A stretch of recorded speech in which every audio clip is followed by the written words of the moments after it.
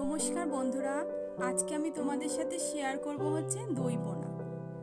তার জন্য দেখো বন্ধুরা, এখানে আমি একটা বাটির মধ্যে 4 পিস মতো পোনা মাছ নিয়ে নিয়েছি।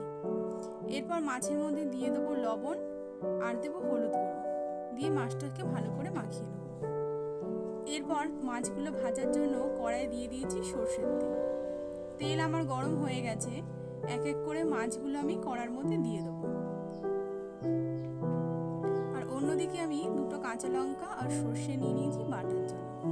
মাছ আমার এক পিঠ ভাজা হয়ে গেছে, আর আরেক পিঠ ভাজার জন্য আমি মাছগুলোকে উল্টে দিলাম। খুব কড়া করে ভাজবো না, যেহেতু এটা দই পোনা করবো, সেই জন্য হালকা ভেজে নিলেই হবে। এখন মাছ আমার ভাজা হয়ে গেছে, এটা বাটির মধ্যে তুলে নিলাম। এইবার ওই তেলের মধ্যেই আমি দিয়ে দেবো ফোড়নের জন্য কালো জিরে। কালো জিরে ফোড়ন দেওয়ার পর আমি এর মধ্যে দিয়ে দেবো ওই কাঁচা লঙ্কা আর সর্ষে বাটাটা। কিছুক্ষণ তেলের সাথে বাটা মশলাটা আমি নাড়াচাড়া করতে থাকবো।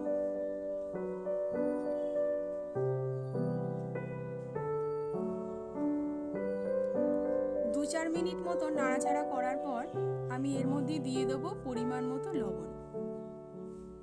লবণটা দিয়ে আবারও আমি নাড়াচাড়া করতে থাকবো। এরপর দিয়ে দেবো আমি টক দই।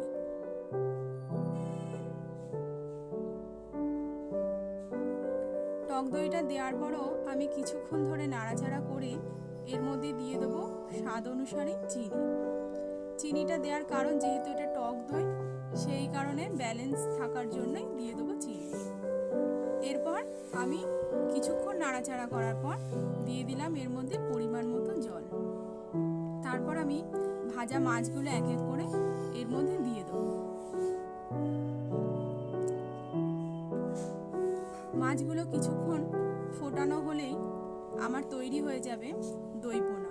আর এরপর আমি এর মধ্যে দিয়ে দেবো কিছুটা ধনেপাতা কুচি। তো বন্ধুরা, তোমাদের যদি আমার ভিডিও ভালো লাগে তাহলে লাইক, কমেন্ট, শেয়ার করো, সাবস্ক্রাইব করতে ভুলো না। সাবস্ক্রাইব করে আমার পাশে থেকো। আর অবশ্যই এটা বাড়িতে বানিয়ে আমাকে কমেন্ট করে জানাবে তোমাদের কেমন লেগেছে। আশা করছি তোমাদেরও খুব ভালো লাগবে।